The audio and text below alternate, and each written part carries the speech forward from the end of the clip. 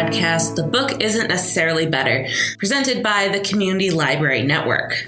We are your co-hosts, Roxanne and Mikayla. We welcome you to talk about books and the different adaptations that have been made from them. We're very excited about today's episode because April is National Poetry Month.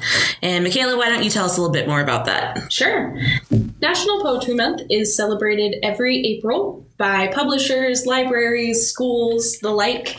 It is basically just a sort of made-up holiday to raise awareness and appreciation of the art form, to celebrate poetry, basically. It's been going since 1996 by the Academy of American Poets. In 2001, they held a cool vote to find out which poet was most wanted on a postage stamp. Langston Hughes won, and they actually did issue a postage stamp of Langston Hughes. So it's different events and things that different people interested in books of poetry put on. We figured in that spirit today we would discuss two different poems and the adaptations that have been made from them. So we're going to talk about today the Odyssey, which is an epic poem, and Old Possum's Book of Practical Cats, which is poems about cats.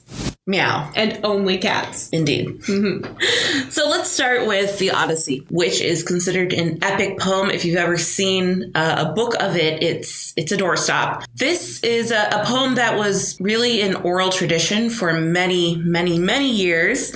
It dates back to Homer in around 700 BCE, and then eventually it was collected and written down and published. Yeah. First published in English in 1614, so much, much, much later than the 7th century BCE. So it took basically until Shakespeare's time. Yeah, basically. They did find, interestingly, though, there were some papyrus scrolls found with fragments of this. Now, they're not sure if it was necessarily, because like the oral tradition, right, you take bits and pieces of different myths. So some of those myths might not have been from the Odyssey, and I'm using air quotes, even though you can't see me. Homer may have used some pieces of other things as well. So whether those are pieces of the actual Odyssey or just other pieces of mythology, it's still pretty cool to have found super ancient scrolls of papyrus in Egypt with fragments of Greek myth. Heck yeah, I love when that happens. Me too. So I should mention it is a Greek myth, but the Romans did have their versions of it. So the hero of the story is Odysseus in Greek, but in Roman mythology, his name is Ulysses. And that will make a little bit more sense as we look at some of the adaptations. The Odyssey is really sort of a sequel to the Iliad, which, if you're familiar with Greek mythology, it's the story of Helen of Troy getting kidnapped and then the Trojan Wars start. Odysseus had been off fighting in this war. He is now on his way home in the Odyssey with his crew of men. He's the originator behind the Trojan horse, for those of you who don't know. In the Odyssey, he's trying to make his way home with his ships to the island of Ithaca, where his wife Penelope and his son Telemachus have been waiting for 10 years at the beginning, but then it takes him 10 years to get home because he's a prideful man and he's usually doing something to anger a god who will then set him off of his course. Yes. So along the way to getting home to Ithaca, where he is the ruler, he encounters monsters and obstacles. So some of the monsters that you might be familiar with from other myths are the Cyclops. You might be familiar with him meeting the witch Cersei, who turns his men into pigs. He has to fight the sea monster Scylla, and there is a whirlpool that may or may not be sentient. Its name is Charybdis, and the fact that it has a name makes me think it's a sentient whirlpool. Like, does this whirlpool have evil intentions, or is it just whirlpool's gonna whirlpool? No. It's actively trying to kill everyone. Okay. Yeah, well, that's rude. So they run to all these monsters. They also do meet the lotus eaters, who have the fruit of the lotus flower, and when his men eat it, they forget all memories of going home, and they feel really content to just sit and watch the sunset and enjoy life. They want to be on vacay 24/7. Sounds good to me. Yeah, but apparently it's a problem because Odysseus wants to be home like now. So, well, does he really though? He takes his time about it for sure. He does. But, you know, his pride keeps getting him blown off course. He eventually does get home to Penelope, where it seems that 100 different suitors have been trying to win her hand in marriage. marriage. He murders all of them. So, like, all the people who lived on his island, he wiped out, like, an entire generation. Wow. Yeah. Did they deserve it? I don't think so. You don't? Okay, because they've also, like, been living in his house, messing with his female servants, I'll say, trying to get with his wife, being very rude, eating his food. Okay, you make a good point. Room and board free of charge. Also, they're trying to kill his son, I believe. There's definitely... Okay, maybe they deserved it, like, a little bit. They might deserve it a little bit. All I'm saying. He also did murder, like, an entire generation. Had they invented the judicial system yet? Like, could he just sue their pants off or something? I sincerely doubt it. Okay. I think ancient Greek justice was, I'm better at a crossbow than you, so I will shoot you. But didn't they also invent democracy? Maybe. We're just on a strong start. We just don't know when they invented democracy. Look, I was a women's history major from 1850 to 1950. It wasn't Roxanne, tell me about the Greeks. Right? And I read a lot of classics and a lot of postmodern lit. So there we go. Well, he does eventually get Penelope back, and it seems that they live happily ever after. Oh, congratulations. That's pretty cool. So the Odyssey being a millennial old story, there's been quite a few adaptations of it. And it's, it's one of the first sort of journey stories, journey narrative. One of the oldest epic poems. Can we talk a little bit about poetic structure since it is... Please do. Poetry month? Take it away, English major. Okay, very excited about this. I never get to use my English major, so hooray! What do you do with an English major? You do this, Mom. I hope you're listening. The Odyssey is written in iambic pentameter, which you'll probably also recognize from Shakespeare. If you've ever read anything Shakespeare, you'll know that he does iambic pentameter all the time, all day, every day. So what does that sound like? Iambic pentameter. It is going to get real technical. So you do like the ba-bump, ba-bump, ba-bump, ba-bump. Yeah, it's like the rhythm of your heart, right? So it's stressed, unstressed syllables. And then the pentameter means that there's 5 sets of those syllables in each line. Okay. So each line is 10 syllables. Ba-dum, ba-dum, ba-dum, ba-dum, ba-dum, ba-dum. So, Mikayla, do you have an example of what this would sound like in the Odyssey? So I don't have one from the Odyssey necessarily, but I'll give you some of like the famous examples. When I do count the clock that tells the time, to swell the gourd and plump the hazel shells, things like that. So it's very sing-songy. Now is the winter of our discontent. And everything in that poem is written in that, just like everything in Shakespeare's, almost everything, I should say. So it's written like that. So would this be an example? The Human Torch was denied a bank loan. Close. You need one more syllable in there, but yes. The Human Torch was denied a high bank loan. It's pretty close. It has a strophe in there. We won't get into this. Okay. It has a weird stress syllable in there, but that's really close. Great. What else can you tell us about epic poems and the structure of the Odyssey? Other epic poems you're probably familiar with. Another really old one is the Epic of Gilgamesh, which I have to admit I have not read. Have you? We did have to learn about it in high school. Yeah, like I know of it. I don't think I've ever read it. Mm-hmm. Also, Beowulf. Yep, that's Old English, correct? Yes, high Old English. I had to perform it in Old English for one of my classes. This is what English majors do, yes. So if you ever want to come by and, talk some Old English with me, I'd love to. I've forgotten most of it, but it would be fun to dust off the old skills there. Well, we should make a little booth for you at the library, like ye old English booth. Ooh, it has that. E at the end of all the words with Mikayla. Nice. Also with an E at the end. Exactly. That's great. Do you want to talk about some of the adaptations? Yes, absolutely. So there are probably hundreds, like literally thousands. Maybe thousands over the years. This is one of the most ubiquitous stories in Western culture. It's endured beyond anything. So even if you haven't read it, it's likely you're familiar with it. Or even elements of it. Like yes. The Cyclops comes directly from this. The Trojan horse comes Siren. From this. Right, Sirens. Let's talk about sirens, yeah. So let's first talk about some of the monsters that he encounters. So there's the Cyclops. He has one eye. He hangs out in his cave where his men, a bunch of them get eaten. Straight up, a bunch of people die in this poem. Usually by being eaten. Almost always by being eaten. And I honestly don't understand how he keeps getting more men, because it seems like they all die and then he just miraculously has a new crew of people. Well, in the beginning, he starts with a whole fleet of ships. Right. And then he keeps getting picked off. But at one point, he gets separated from the rest of his ships. Right. And so it's only him and like 70 dudes. Just him against all of Olympus, Mount Olympus. Yeah. He holds up pretty well. All of his men are smote. All of them. Smited? Done smote. The done been smote. Yes. English. Yeah, so we have the Cyclops who eats a bunch of his men. They hide under sheep to escape. Yeah, they find him in his cave and it's filled with giant wheels of cheese and animal bones. And that's pretty similar to like when my husband goes away for the weekend and comes home to find our apartment. They managed to escape from him. They blind him. He only had one eye, but they ruined that for him. They see the Sirens, who are half bird, half women. Those are harpies. The Sirens are half bird. Anywho, what do? What's their bag? They sing. The Sirens sing, and it's said that they turn into birds. I'm with you. Okay, just be quick. So the Sirens are half bird, half women. But they look like women until you get close, and then they turn into birds of prey. Yeah? I'm like 90% sure that's right. Sometimes they look like mermaids. In different adaptations. Those are manatees. They're half bird, half women. I wanted to confused. You're just being contrary now. Sorry. There are different interpretations, which is literally what this podcast is about. We'll agree to disagree. Oh my god, is this our first fight? No, we fought about Gillian Flynn a lot. I meant our first fight this hour. Yes, this hour, this is the first fight.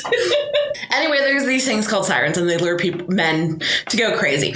Into their deaths. Yes. So he has himself tied up to the mast of the ship. He has his sailors put beeswax in their ears, and they make it through. He also encounters, is she a goddess? Calypso? Yes. Minor goddess? Calypso sort of pulls a misery on him and makes him stay there with her on the island for a while before she finally lets him go free. You might be familiar with Calypso from Pirates of the Caribbean 3, 4. So all of these tribulations you see coming up in the adaptations. One that might not seem super obvious is the novel Ulysses by James Joyce. This came out in 1922, a famous banned book, which we love here at the library. We do. Through it, you're following Ulysses' day around Dublin. And actually, in Dublin, you can go to Bloomsbury Day, which is on June 14th every year. And they celebrate the book Ulysses. Very cool. Mm-hmm. Virginia Woolf very famously did not like it. The judge who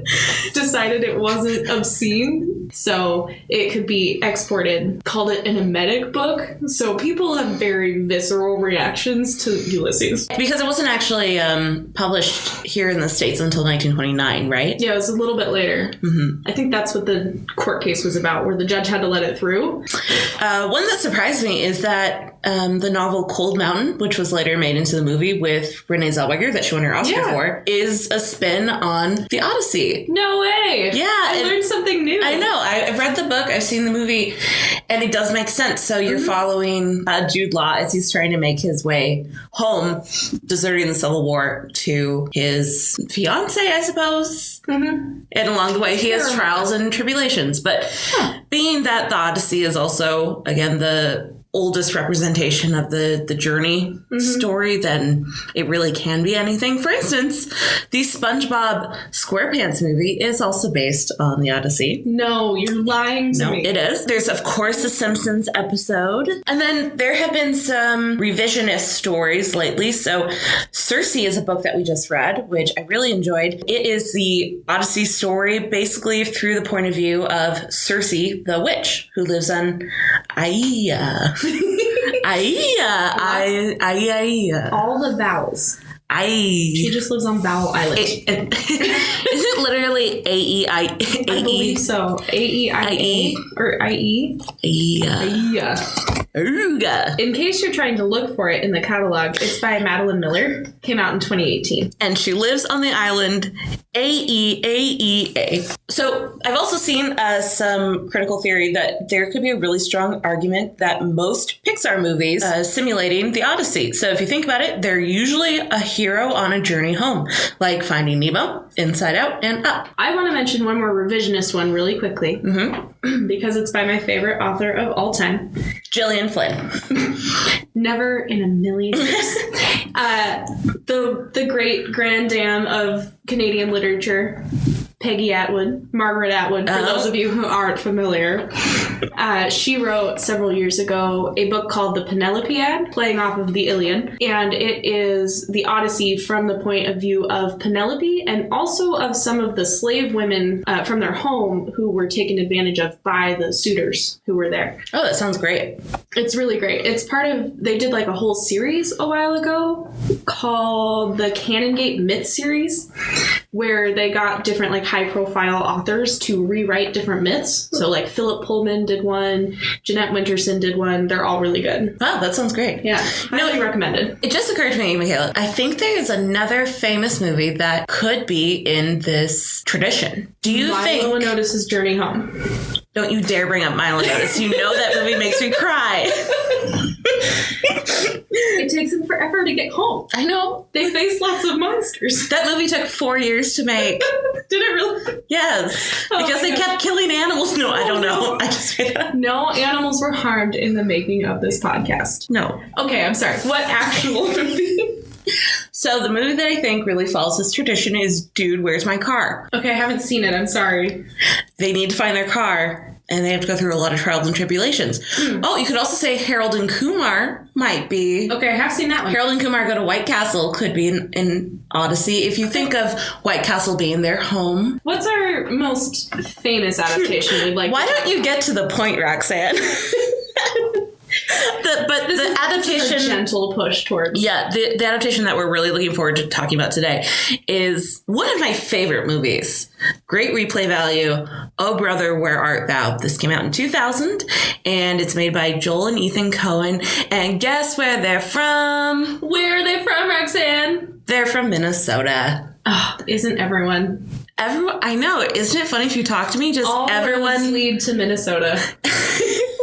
Joel and Ethan Coen are from Minnesota. You may know them from, of course, the famous Minnesota movie Fargo. I mean, yeah. Which gave America the charming, beautiful Minnesotan accent, don't you know? Mm-hmm. Yeah, it's don't you know? It hurts our ears too. Oh. So, Oh Brother, Where Art Thou? The name actually comes from a much older classic movie. Have you ever seen this movie? It's called Sullivans Travels. I haven't. Have you? Yeah, it's great. Oh, it's on the top 100 AFI list, which I've been working my way through. This is a Preston Sturges movie from the 40s that also stars Veronica Lake. And it's about a film producer who is going out into the real world, so-called, to see how real people live in research for a movie that he's going to produce called Oh Brother, Where Art Thou? So that's where the name of the movie comes from. And I'll give you a little synopsis of Oh Brother, Where Art Thou? The story follows 3 escaped criminals on an odyssey, you could say,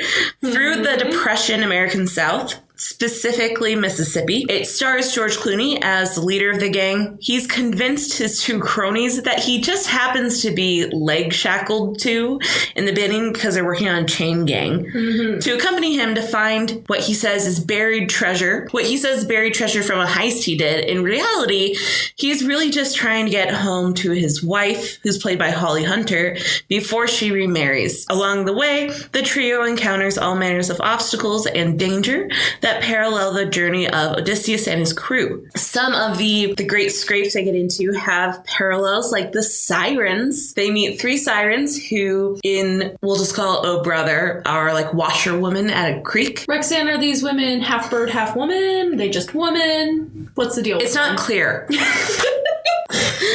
But they lure them in with their song, and because there's a bounty on these men's head, they basically get them intoxicated and they turn them into the police. They also think, though, and this is a parallel to the men getting turned into pigs, they think that they turned one of the convicts into a toad. Yes. Which leads to one of my favorite lines in all of movie history, which is, "We thought you was a toad." Don't they repeat that several times? It's fantastic. Yes, like gets louder and louder. Yeah. Ridiculous. So we have the Sirens. They meet the Cyclops, which in this case is John Goodman with an eye patch. So good.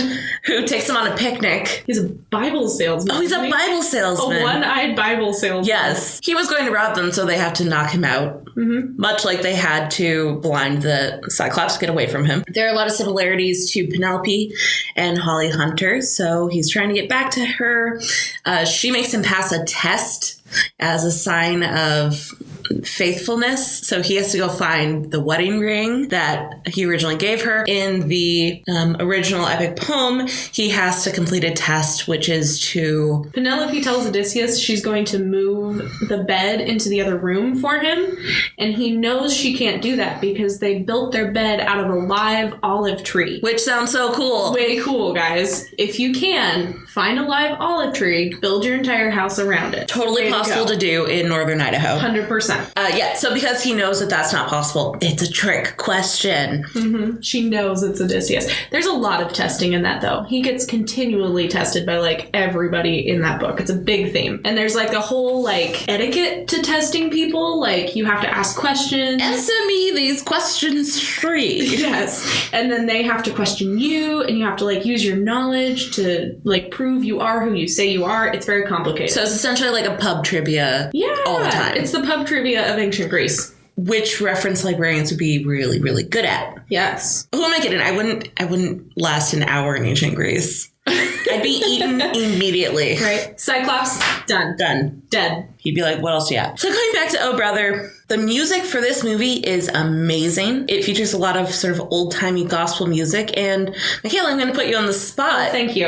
Mikayla, excited. You have sort of a... I've got sort of a bluegrass background. Yeah, what's your bluegrass background? So most of my family is... and has been for several generations, very into fiddle music, bluegrass music, country music. I myself play bass.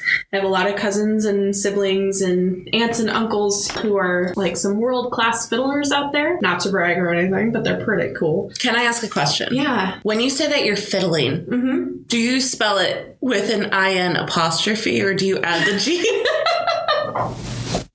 It depends on the context. And was that not an okay question to ask? I think it's a fine question. So are you fiddling or are you fiddling? You're fiddling. If you're saying it out loud, you're fiddling. You're fiddling. If I'm writing it down, I'm an English major, so I'm going to put a G on it. Then you're fiddling. Then you're fiddling. As long as you don't call it a violin, I'm happy. Is there a physical difference between a violin and a fiddle? There is not. I know. I was in orchestra. Oh, she was testing me. See how that works, guys? I tested her. Yeah. And I passed. Good job. Of course, obviously. So yes, I've got a long history of bluegrass and sort of country music in my family. So I love the soundtrack to this movie. It's got a lot of the old greats. It's got John Hartford. It's got Alison Krauss and Emmylou Harris and Gillian Welch and Patty Loveless. I know. Roxanne is looking at me like... My eyebrows are at the top of my hairline.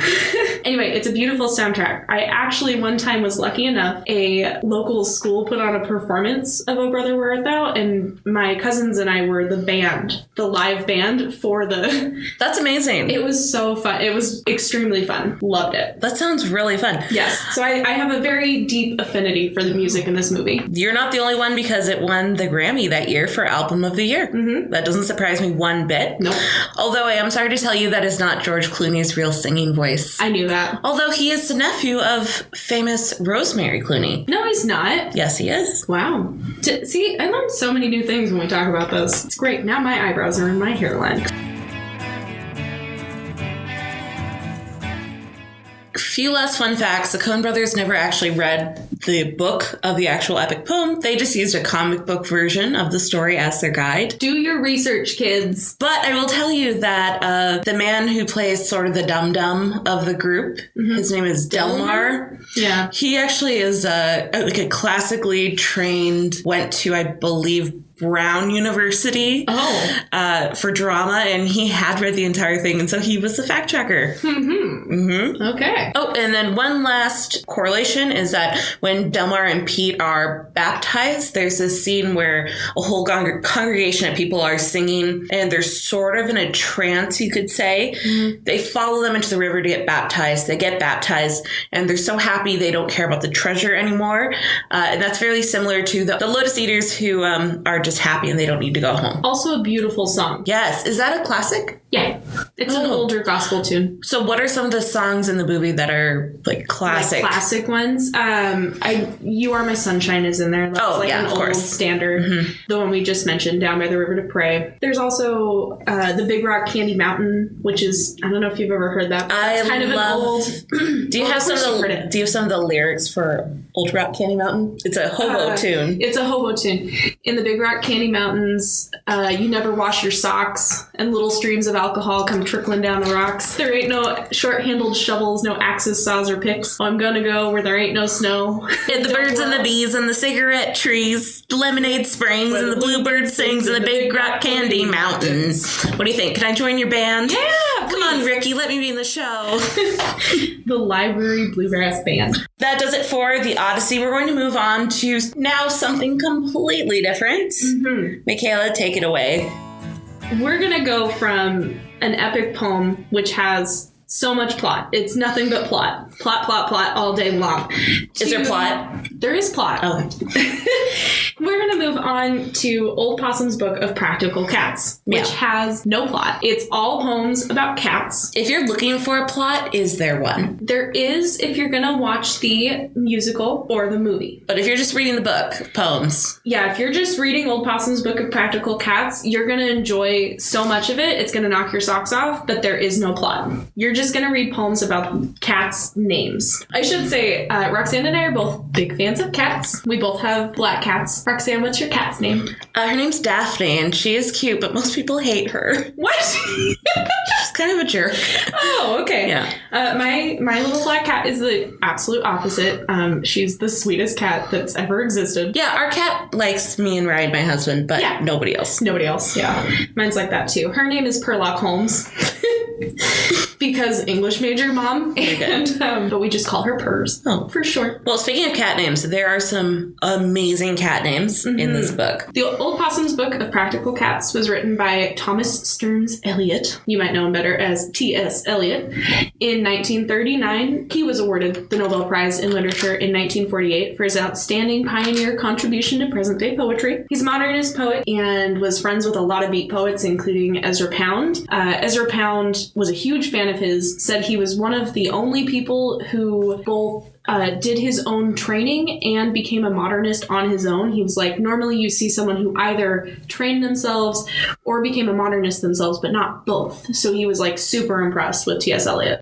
Old Possum's Book of Practical Cats was a collection of poems he wrote for his godchildren, pretending to be Old Possum. That was his pen name for these. That would be his username today. Yes, his avatar was an old possum. My favorite definition of this book comes from Wikipedia because it's so like hoity-toity. It's called A Collection of Whimsical Light Poems by T.S. Eliot about feline psychology and sociology, which I don't totally disagree with, but also that's a pretty high-flown interpretation of this book, and I'm an English major. I wrote a lot of ridiculous essays. I still think that's a little over the top. Especially if you compare it to the 2019 movie. Oh my gosh, especially if you do that. The book starts out with the naming of cats. And I did, for last year's National Poetry Month, I did read this. It's on our YouTube channel. It's one of my favorites. And you should know that each cat has 3 names. They have their normal everyday name. And they have a fancier name for special occasions. So my cat, her fancy name is Sherlock Holmes. Her everyday name is Purrs or Bubba or a number of other ridiculous names that I call her. And every cat has a third name, which is secret and known only to the cat itself. And people can never find out the third name of the cat. Okay, so if this is the case, then for my cat, her everyday name would be Daphne. Mm-hmm. Her sometimes name. Yeah, her fancy name. Well, I guess like her literal pet name. Mm-hmm. We call her Bug. Okay, so that's long whiskers. Everyday name. Then I think she has a secret name, which would be something like Drusilla, Queen of the Destroyers. Oh, I love it. Yeah. We'll never know for sure, but no. I have a feeling you're like on the right track. Okay. The cats in Cats we're just going to call it Cats now because Old Possum's Book of Practical Cats, while lovely, is ridiculous to say every time. The cats in Cats have really great made-up nonsensical names like Mungo Jerry and Rumpelteazer, Mr. Mistopheles. Rum Tum Tugger. Yeah, Jenny Anydots. Oh, Jenny Anydots. Jenny Anydots is great. So they all have kind of silly names. There's a lot of also just nonsense words in the poems themselves. Like, what does jellicle mean? You know, Roxanne, I don't know. But if I had to describe the plot of the Broadway show and the movie, I would say that it's a bunch of jellicle cats get together under the jellicle moon to go to the jellicle ball and talk about the jellicle choice. That is the plot of... What is the jellicle choice? The jellicle choice, and this was not part of the book. This is entirely made up for the Broadway play and then later the movie. The jellicle choice is every year the cats gather at the Heaviside Lair, and one of the cats is chosen to, in the jellicle choice, to basically go off and receive a new life. Basically, the plot of this is like a popularity contest where they're all trying to... It's like a talent show. Yeah, really.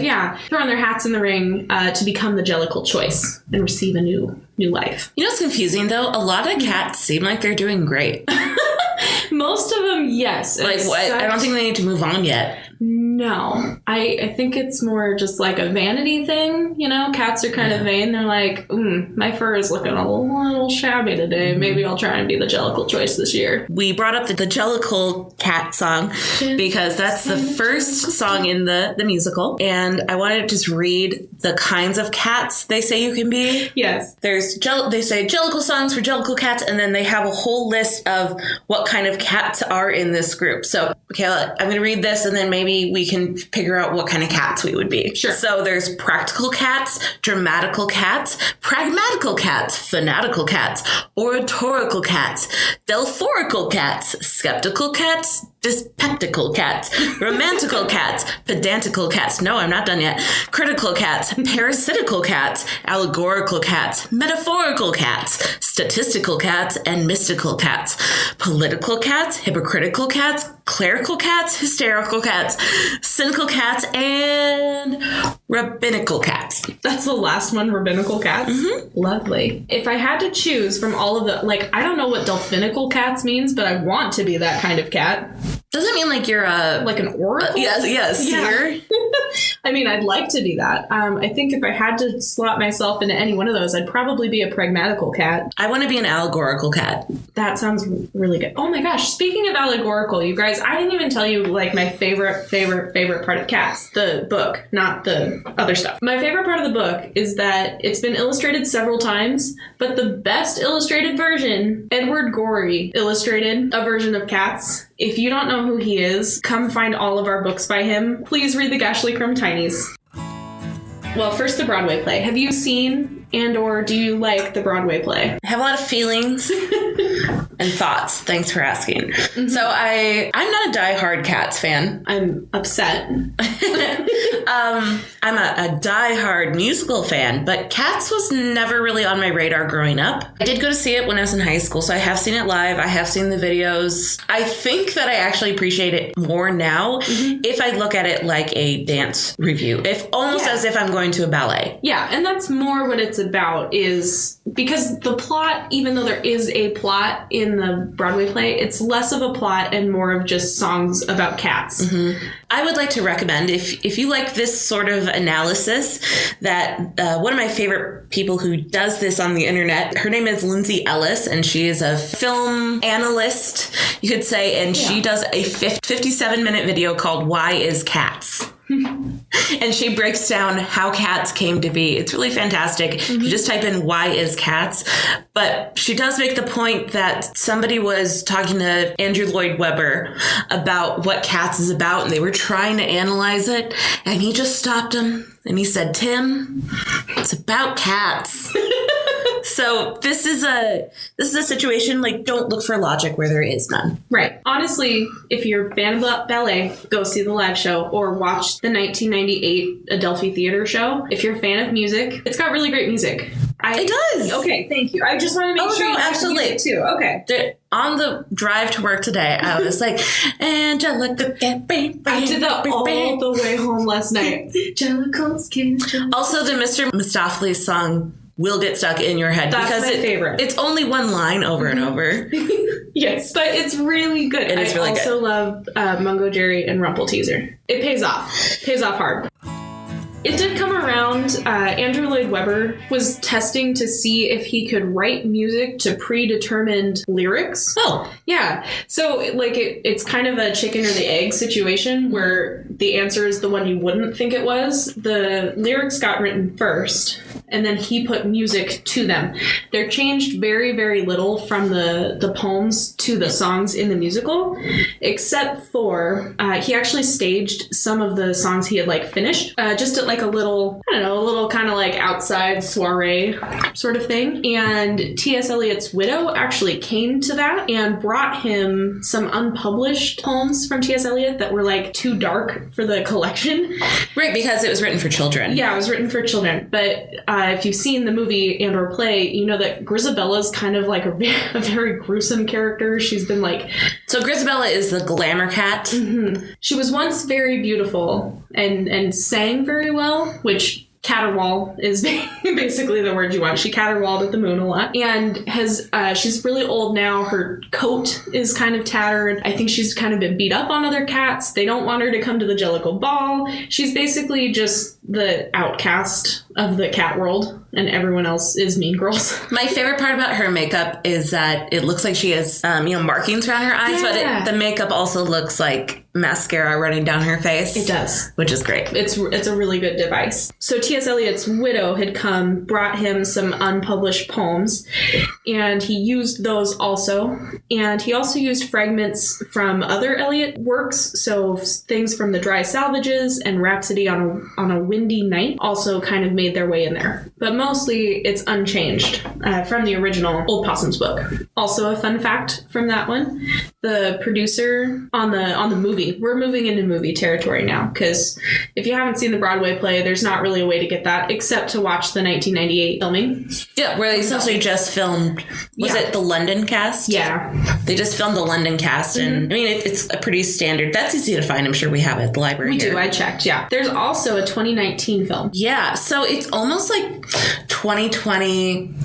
Like, I don't want to say that the world ended in 2020 because Cats came out, but, I'm not saying that it didn't. I think not. Yeah. Yeah, it's pretty interesting. It has a 19% on Rotten Tomatoes. Their review is maybe one of my favorite reviews of all time. It says, despite its formidable cast, this Cats adaptation is a clawful mistake that will leave most viewers begging to be put out of their musery. I hate puns. I love puns. It's my favorite review of anything I've ever read. My favorite review of anything I've ever read was it was The Joker that just came out, and it was a one-line review. This happened to my buddy Eric. Okay, that's pretty good. I like that. So that movie is shot using motion capture suits, and then they rendered each actor with digital fur and human faces. Leading to the uncanny valley. Yes. It's so uncomfortable to watch because, like, you can't, are they cats? Are they humans? Are they some weird, like, cat-human hybrid? It's uncomfortably weird. Yeah, the scale is off a lot. This movie has every celebrity in it. Yes. It has Idris Elba. Yeah. Who is a beautiful, wonderful human being. Serious actor. Yeah. And multiple times in the movie, he flies away in a puff of smoke, either going meow or McCavity. The cringe factor is so high. It's very high. And this is a movie that, like, no joke, we mentioned Idris Elba. It also has James Corden, Judi Dench. Dame Judi Dench. Dame Judi Dench, you guys. She's a dame. And she's in this movie. Jennifer Hudson, Ian McKellen, Sir Ian McKellen, who's also in this movie. He plays Gus the theater cat. He does, and actually I like him. Probably because he's only in it for like 5 minutes. Taylor Swift, by the way. She's also in this movie. And Rebel Wilson. And Jason Derulo. Yeah. Jason Derulo. Jason Derulo. Who's really good, I think. I don't dislike him. So here's the unpopular opinions now. The popular opinion that this movie is a train wreck. Yeah, it is. It is. But is it a train wreck I would sit there and watch and eat popcorn during? Did I dance in my seat with my shoulders when Jellicle Cats was on last night? And I liked how they do the opening sequence in Trafalgar Square. I had fun. I like to hate watch this movie. I would say during the actual musical numbers, I enjoyed myself. Yes. Except what is up with Jenny Annie Dots. That was the most horrific thing I've ever seen. It is Rebel Wilson. She is Jenny Annie Dots. She's an old Gumby cat. And what is an old Gumby cat? An old Gumby cat is basically a cat that sits around all day while humans are around and does nothing. But at night, she's an extremely efficient trainer of mice. And does she also train cockroaches? Oh, and cockroaches. Oh, okay. So are we supposed to, as sentient beings with souls, are we meant to see Rebel Wilson in a cat suit eat dancing roaches and mice children? I mean, it's a question. Do you think that we're supposed to, that's good for us? It's a question each person has to answer for him or herself. For me, it was traumatic. Just saying, when I was growing up, my mom didn't want me to watch violent movies because she said, you can't get that out of your head once you see it. This is the same. It's exactly the same. Mm-hmm. If I was watching it with a child, I'd make them close their eyes because also the point where she unzips her cat flesh and underneath, she's wearing like a showgirl suit, but still has cat skin. Yeah, it's very weird. Do you know that the visual effects in this movie are like widely disparaged. They apparently finished it an hour before it came out. They finished it like literally an hour before it came out. It took them 6 months to do all the digital effects for the trailer, and then they only had 4 months to do the entire 110-minute movie. So all of those effects were done in less time than it took them to make a trailer. Well, they also slashed their budget after the trailer came out, and everyone just ripped it to shreds. Mm-hmm. Clawed it to shreds. Like you would claw some drapes. I'm leaving. Okay. Oh, and there's a really great... They had to re-release it, in fact, after they'd already put it out. They did a digital package, which the studio was like, this is unheard of. We don't do this. Because there were so many effects mistakes in it. For instance, in one scene, you can clearly see Judi Dench's, human hand. With her wedding ring. Even though she's supposed to have paws. This is what we're talking about with the Uncanny Valley. It's not human, and it's not human, and it's very scary. Just to tighten up the definition a little bit more, it's when something tries to look human, and it's so close, but there is that missing, I think, soul piece that it unnerves us as human beings. This movie lives in the Uncanny Valley. Like when a doll is too lifelike. Or robots. I do have a feeling, though, that this movie is on its way to becoming a cult classic. Kind of. Absolutely. In the vein of, the Rocky Horror Picture Show. Yes. It will be a midnight showing. Yes. You'll get dressed up. You'll dress up like a cat. Meow. Yeah. You will go to the theater and you'll, throw fake rats at the screen and you'll sing very, very loudly at the top of your lungs. It will absolutely be a cult classic show. There's one other adaptation that I'll mention really quickly, and it's not a straight adaptation. It's just the fact that the 70s band Mungo Jerry stole their name. Oh! Yeah, right? Literally straight from this book. They just lifted it right out. They're like, we are Mungo Jerry. But they didn't add Rumpelteazer, and I'm very upset about that. I'm a Rumpelteazer truther. Where is she? What happened? Where is she, Mungo Jerry? Oh my gosh. I think that's pretty good for National Poetry Month. If you're into really long poems, you can read some of T.S. Eliot's other works that are not as child-friendly and much more, in my opinion, boring. Mm-hmm. He's got... they're not bad. They're long. They're Odyssey-length poems. The Love Song of J. Alfred Prufrock is one of them. Mostly just called Prufrock. And The Wasteland is another one. If you're into shorter poems, though, I highly recommend Peggy Atwood has a new collection of poems called Dearly that I happen to love. Came out last year. And I also really love Rupi Kaur. She's been kind of my go-to. She only has 2 books of poetry out, but I love them both, and I've read them like 3 times each. Sweet. Good ones for National Poetry Month. I love my Angelou. That's not an unpopular opinion at all. No. Everyone loves her. It's like saying, have you ever heard of the Beatles? Oh, speaking of the Beatles. Okay, sorry, real quick detour. I forgot I was going to talk about this. Some of the music in Cats was recorded on the same piano that they used in Abbey Road. Oh, that's awesome. They used it on Penny Lane and with a little help from my friends. Well, with that, wrapping up our April National Poetry Month, this has been The Book Isn't Necessarily Better, a library podcast with your hosts, Roxanne. And I'm Mikayla. We hope you will join us next time.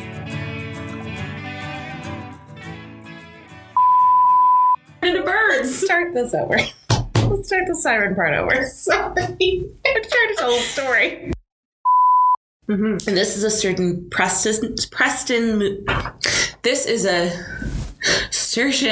Preston movie. Preston Sturges. This is a Preston Sturges movie.